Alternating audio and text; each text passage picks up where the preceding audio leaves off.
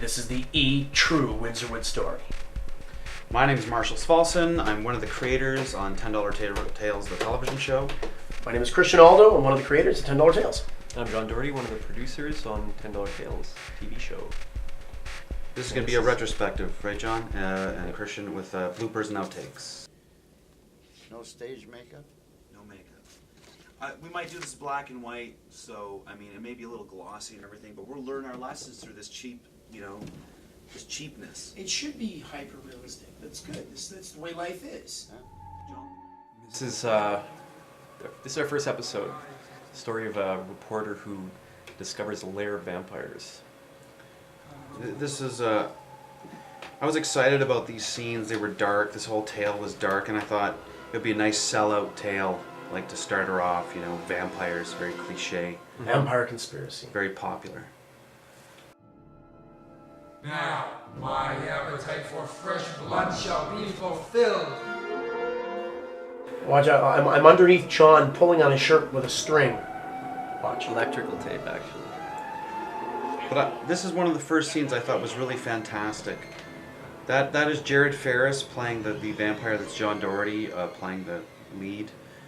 And this is our actor. Christian found him. Tim Gibson. He was playing bongo drums. Right. Who has disappeared since. Yeah. He reminds me of Marlon Brando in his late days. Yeah. This is actually take, I think, 23 of this scene. Let's take a look at this. 1, 2, 3. Christian, rolling. The decision is in your hands, Mr. Copeland. Our fate, no. That's it. It's typical. Second episode is I play this guy feels isolated in a world that wants him to conform. He's living in a world completely populated by mannequins. That's Christian, by the way. That's our friend Renee O'Hearn's voice playing the wife. Donald, I can't He's being sort of sucked into a wedding, a marriage. And this is the one episode when anybody ever walks up to me and talks about $10 Tales, they always say, "Oh, the mannequins." So we had everybody we know dress up wearing mannequin masks, and we put mannequins all over the street. Yeah, that's actually me holding this smaller mannequin. It's great music. I love that music. Expresses the insanity of the situation. I think that's some guy we just found. Yeah. Plucking people off the street with mannequins. Yeah. Hello, Mr. Krupnik. Lucy says you wanted to speak to me. As a matter of fact, I do. Donald, my boy, I've been thinking about you. You've been a good worker here, and your numbers are up. I really want to give you a raise and a promotion. Now remember, with a promotion, it takes more responsibility. In fact, I'm thinking of giving you the Park Street account. See, the character is like a guy that doesn't want to have the weight on his shoulders of all these responsibilities. And that's the way, it's like a statement of modern times. People are more busy than ever before. And every time I tell people that I'm busy as heck, and they go, "Oh, good, that was good." I'm really proud of the beauty of this scene too. It has like a haunting. It's supposed to be sexy. He's in a strip club, but at the same time, it's very haunting and spooky. Mm-hmm. It's creepy. It's very creepy. I was saying, like, I would like it to go into a nightclub that has like spinning, strippers, Go-go dancing mannequins. I said to John, put a quarter in the machine, but now I guess it would be more like a toonie. A toonie into the mannequin. Very. Or like creepy. 4 toonies or something. That's obviously someone just moving mannequins. Was that a real drink, Christian? Or? No, it's like Coca-Cola or something. I like that shot. I love that shot. And this is an outtake. This is a raw scene of me having a fist fight and a jealous rage with a mannequin that's making the moves on my wife to be. Can you guys see the cord shadows? That's so fun. You can hear it. Listen how raw it is. One thing is that a lot of people that are technicians about this, and they're going to show the real scene, is that a lot of people think that we don't know we are making tons of mistakes and faux pas, but we definitely know when we're, the sound is Look right here, terrible. there's a wig on this over there. We know that we're low budget. There's nothing we can do about it.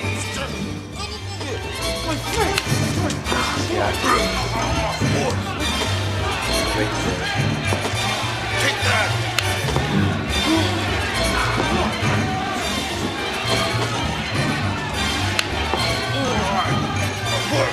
So, Punk, you had enough? You want some more? I've had enough. Sally? Sally, where are you going? You ruined this evening in front of all my friends and family. Oh, episode 3, Gwent. This is actually based on Cristianaldo, my brother's dream that he had. I am Dr. Lucius Rum. And the story is about a scientist who is called upon by this secret government agency to investigate alien life form. This is our good friend Greg Chignowski. His first acting role. Kind of an homage to like something like the Andromeda Strain. Right. Here's actually unused scene. An outtake. An outtake. Which really is distracting. Wait, what is that? I guess it would be called a deleted scene. That's Maggie Lombardo. Yeah, good friend of ours. It's a deleted scene, right? It's not really an outtake.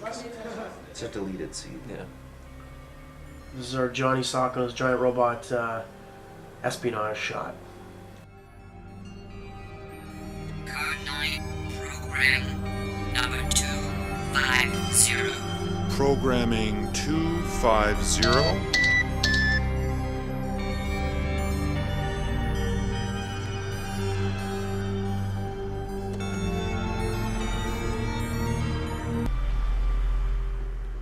There's the pumping station on the Detroit The Riverfront. most heavily secured government laboratory in the world.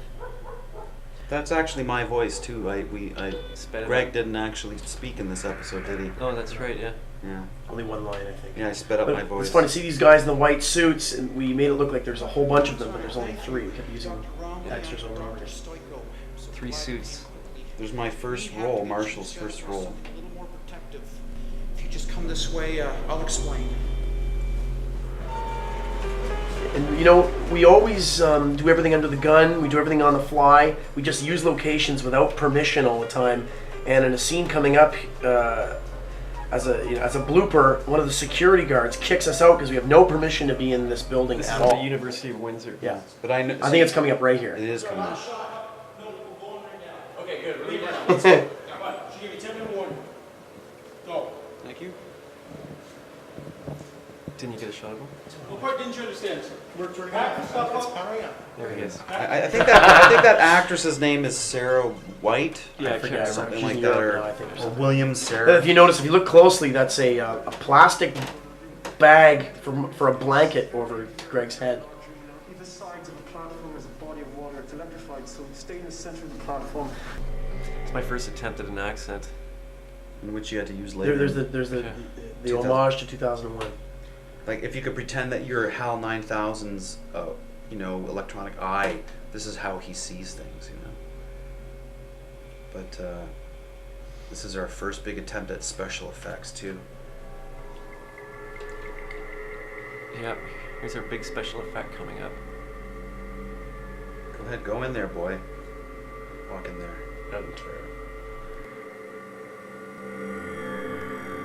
Explain the room, the situation. Well, that's a squash room in which I just put a lot of lights in it. That's pretty much it. We had lofty ideas for the room, but right, we were gonna put water on either sides, and there's gonna be a small little bridge to the center of the little thing in the center there. The reason why he's going in here is because there's this specimen from outer space, and he's a scientist. He's supposed to analyze this thing. Look at the sticker from the bag on his bag. Greg, our good friend Greg, had a few pops in order to loosen up for the scene, and it shows here in these Is this outtakes. the outtakes? Oh, these are definitely outtakes. Yeah. Christian was extremely angry at Greg for messing up constantly, swang, not doing, and they had a big argument, and Greg got undressed, was hopping mad, and said, "I'm gonna quit." He took off all his clothes, and I just told Christian to move aside. And, This is typical, by the way, for $10 Tales. Fights on set happen numerous times at any shoot. You notice his outfit. His flies on. His flies in there. Looks like he has to go to the bathroom. But this just shows you that I got Greg back. We apologize, and whatever. We're famous for fights. This escape scene is kind of neat because there is only 3 or 4 of us in these suits, and we make it look like an entire complex of people running around. $10 Tales, we're experts with hallways because they're great segues to other things. Back. True Windsor Wood Store. behind the scenes for the $10 Tales television show, First and season. we're talking about it like audio commentary. We're here with John Doherty, Christianaldo, and me, Marshall Sfalcin. Patient 213. This is Mr. C, Mr. Chiknowski. Do you know anything about me? This is a story about a pompous psychiatrist who has a patient who, because he has a nervous breakdown, believes he's possessed by the devil. So he thinks the only way to cure this patient is to appease his psychosis and pretend that he's a priest.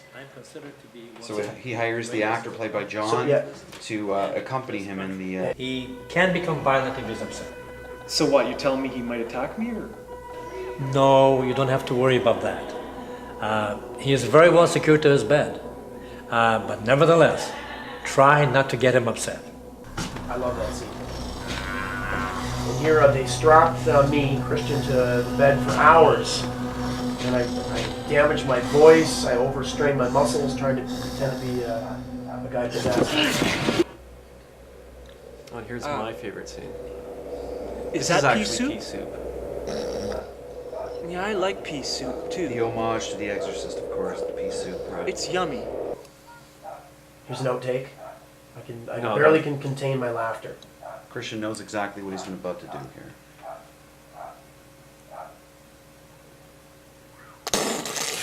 Now watch, I can't contain it.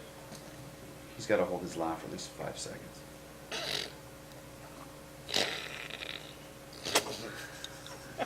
And we only did one take of that, I believe. Yeah. That was the take. You're the one who drinks the sacramental wine. Drunk. I saw you slap those nuns. I'm telling everyone. Doctor, what do we do? I think I better get in a prayer book here like they did in the movie. Right.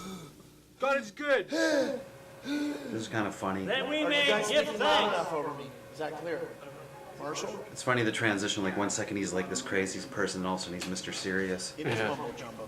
But we'll come into me. And ultimately, the doctor didn't realize that the patient was possessed by a demon, and when he did exorcise him, unfortunately the demon went into the doctor. By the way, John is on the ground in that scene because the character of Christian punches him in the head. That's another story. I took a lot of abuse in this episode. Here's some behind the scenes footage of us doing makeup on the Dr. Munchausen, and this was basically Hubba Bubba bubblegum, and the bubblegum would get so wet it would start to drip and get longer and longer and longer. We had to keep cutting it down.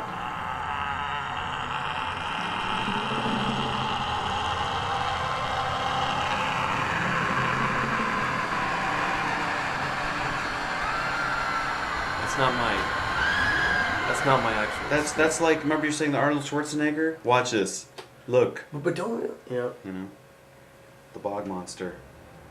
This is the story of a land developer who decides that he's going to try to scam some land off of some residents that live near a swamp. Who ultimately becomes a victim of his own scam. Yeah. Yeah, he uses a legend of a bog monster to kind of scare the people into selling their land.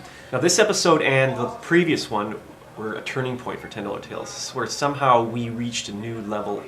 I guess we learned a few chops, and it shows. How was your week and what'd you do? I guess you got lucky. I did. Oh, good for you. Yeah, you need some help with that? No, I'm water boy. Oh, because I could get Susie to help you. No, I'm okay. Okay, better get back to work. Thanks. People always think that I was shy or nervous filming that. But it's funny because I like playing an a-hole because it's so easy. Because you know so many of those kinds of people in your life, you know. Clam Cadiddlebanger, I've known you all my life since you were a little boy. I've known your father since he was a little boy. You're not falling for this stuff, are you? That's a lot of bullcrap. You're falling for it? I know what you're saying, Mr. Dewey. But I need the money. And this city man, he's educated. 12th episode. I like that line. The city man is educated. Yeah, like Christian was saying, that was Mr. You know where I can find an old man Dewey? This down the road a couple miles. Why? Hey, do any of you guys want to make This is some the money? first time we came up with the character of Barry. Of course, it's an undeveloped version of these characters who will appear in later episodes. Here's my brother and mimicking my father here. Draining the bog! Not on the perimeter here! I'm not going in there. Man, this Bog Monster. I was actually surprised by a friend from Toronto. Didn't know what draining a bog meant. Who's that? It was Michael. Mike Holocaust? Yeah, didn't know what draining. Okay, here's John. John really had his heart set on playing the monster. Yeah. And so this is my favorite role. Here's the finished product of the monster. I think I was very effective. There was something on Sesame Street that it worked. It was great. Nevertheless, watch this.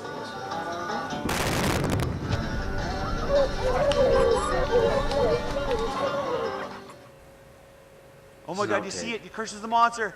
Get ready to shoot. Boom! Okay, now he falls literally on a fish tank that was just lying there. I don't know why. I really thought that his leg was going to get sliced. And I saw him walking I back. thought he was going to go to the hospital for sure. Yeah.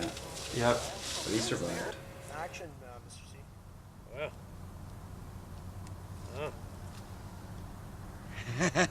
C. Don't tickle me, just use your f***ing foot. Mr. C, do not touch him with it. Just push him. Watch. On my stomach. That's what I want you to do. No, don't need to show him, Christian. Hey, Uncle Jack, what's in this room? Barry, room number 3 is out of bounds. You understand? Out of bounds. Let's move on. This episode about a conspiracy where two idiots are hired to man a government conspiracy of a power station, and this the guy here. How does that is feel like the power source? Your head? And Barry's character This is a great stumbles outtake upon right it. here. This is funny. Who are you? I'm Tony Lou. What?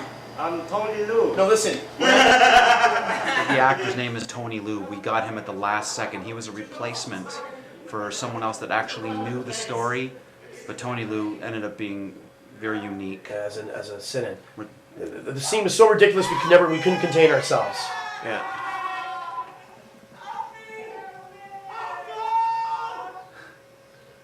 I vote this as our worst set ever. I love that But set. I had some great It's laughs. an amazing set. Look at the set. The worst set? By the way, on his head You're is crazy. on his head So- is a coffee bean bag, vanilla. Yeah. I remember it was like vanilla, French vanilla. Yeah, and spoons on his eyes. Yeah. And of course, they get caught by the authorities they get punished by the authorities for exposing the conspiracy. And that's Honorina Meola. And this is my uncle Mark Fortin. It's a great face. Great actor, except you just have to take 20 takes every time. Don't worry about Uncle Jack. We'll deal with him later. Barry, here at Power Corp, we're working on a highly secretive energy project. You've A lot of interrupted people think a he is a very great actor. secretive He's good when power you get him. source. It's all editing. Barry, believe me. do you remember the power He's good. outage? Yeah, Honorina's in the episode 10 actually, too. But we've used our Uncle Mark many times since this episode. New historians. This is a story of a group of historians in the future. The world's been destroyed, and so they have to gather information. How they do that is they dig up these bodies and they scan memories from their skulls. It's very far-fetched. They're forensic time travelers. Yeah, pretty much, yeah. Exactly. That opening scene was like an homage to Blade Runner. People recognize that a mile away, but Blade Runner and there's Star Wars homage in here too. There's no Star Wars. Oh yes, there's a little Star Wars. with the laser shots. That's right. But we definitely know exactly. And that's a lava lamp projector. Right. The excavation in the western corridor has yielded a mass grave. Presumably from the Great War. This could be the breakthrough we've been waiting for. Yes, very much. The Historical Society would like us to begin examining the specimens immediately. Computer. That's Mark Lefebvre. That was, I think, as far as I can tell, was our first professional actor that starred in $10 Tales. Okay, here's how they extract memories from forensic finds. They can view the skull's last memories before they died. And this is what it looks like in the raw form. And then special effects, and music and sound.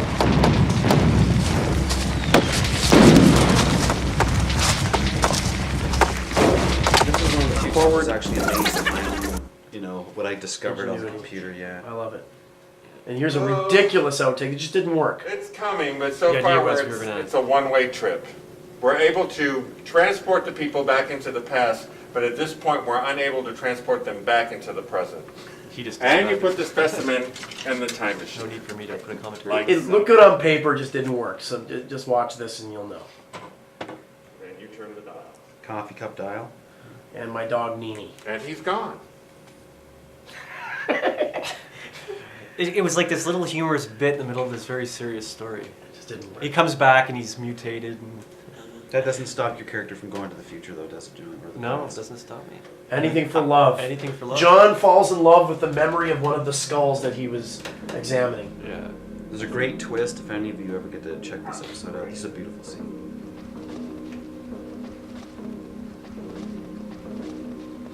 Okay, come on. Come on, we're gonna be late. Ready? That's my sister, Krishna's sister, Rena Sfalcin. So you can see why I want to travel to the future. John twists the coffee. John twists the coffee cup, sticks his head in a plastic bubble, and expects to travel through time.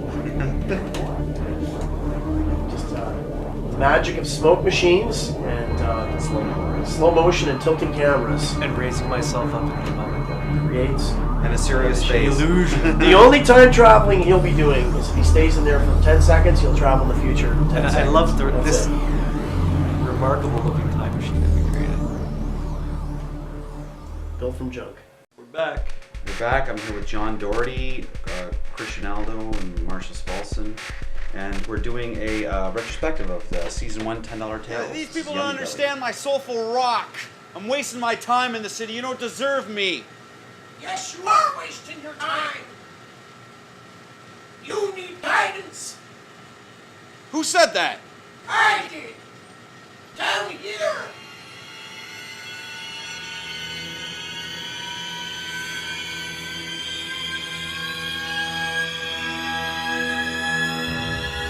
This is a story about a musician who's a little disheartened by his situation of being an untalented musician, and basically sells his soul to the devil guitar for fame and fortune. Okay, I'm in. When can we start? What was his name? And there's my uncle Mark Fortin, and Sounds this like time shit. it's an outtake. It's an outtake, but he is playing Alice Cooper, and I think he really he fooled a few people. We fooled a lot of people. A lot of people. I think he actually signed some autographs. Yes, he did. And I went out afterwards, and we know a guy that owns this club, and he came to me and goes, well, where is he? And I said, who? He goes, you know who I'm talking about. I heard that you were with Alice Cooper tonight. And I'm like, what? The Coop! I still think that this Halloween we should dress Uncle Mark up. No, not Halloween, but someday we should have him as Alice Cooper, just walk around Alice, but do a better job. And in like all the stories of selling your soul, it always goes too far, and fraud is exposed. Crowd turns against him. Yummy Belly has no Immediately, talent. the crowd turns against him within record time. Like milliseconds. Yeah, that's great. And this is the episode Gold Fever. Barry reprises his role with his uncle. They're hired to guard a bank, which they're not very bright, and they decide that they're going to rob the bank of its gold. Barry, it's going to be good for you, and it's going to be good for me. Barry, just think of all the things you want to buy. They can be yours if we get this gold. I know what I want, man. I'm gonna buy the monster truck. Remember the monster? Barry, you paying attention? Here they're going over the plans, how to break into the vault, and Barry, of with course, me? is daydreaming about his monster truck. Yeah? And of course, this episode is an homage to the Three Stooges and the Little Rascals. So we all grew up on this sort of slapstick stuff. This is supposed to be nitric acid in this bottle. Okay, on 3, I want you to... Now, realistically, would have melted his eye. But he does return with a big bandage over his right eye, or his left eye. Minor burn. And of course, the heist gets botched up when they lock their uncle into the vault. Just give me a couple minutes, Uncle Jack. Barry, you gotta save your Uncle Jack.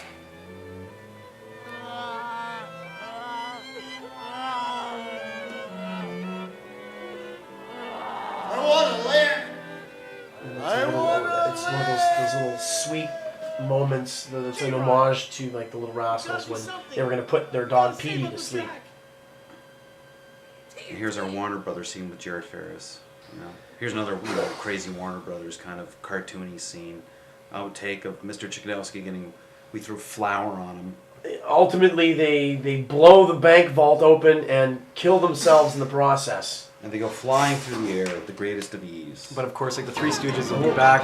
We're standing on top of a 40-story building right now, faking these shots. They survive it. Krista, this is our final episode of our first season. It's this one's kind of our film noir. It's like House on the Hill or something. It's kind of it's a story.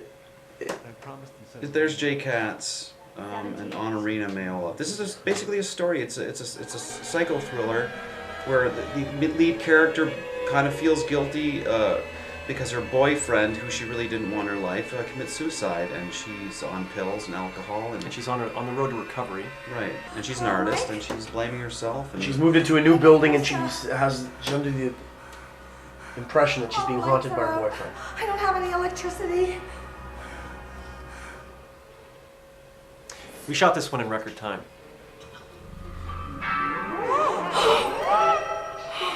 There's a couple good spooker scenes. It's a good spooky scene coming up here. Hello? Funny thing is, this episode wasn't even on our schedule. We kind of squeezed it in between two episodes. Based on a true story. Based on a true story, yeah. But that's the end. That's 10 full episodes. That's an entire season. Yeah, so that wraps up. That's our first season of $10 Tales, and already we have a couple new episodes in the works. So we have more. So, you know, I mean, really, we could have stretched this out to 2 episodes. I mean, it was so we wanted to say so many things, but hopefully everyone enjoyed it. We don't have much time. Yeah, we can't veer off too much and give you all the details. But thanks for watching. I'm Christian Aldo. Marshall Sfalcin. John Doherty.